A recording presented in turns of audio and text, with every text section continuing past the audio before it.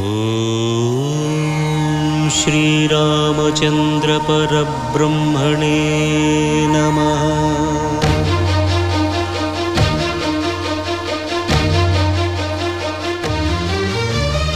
అదిగో అదిగో భద్రగిరి, ఆంధ్రజాతికిది అయోధ్యాపురి. ఏ వాల్మీకి రాయని కథగా సీతారాములు తనపై ఒదగ, రామదాస కృత రామ పదామృత వాగ్గేయ స్వర సంపదగా వెలసిన దక్షిణ సాకేతపురి.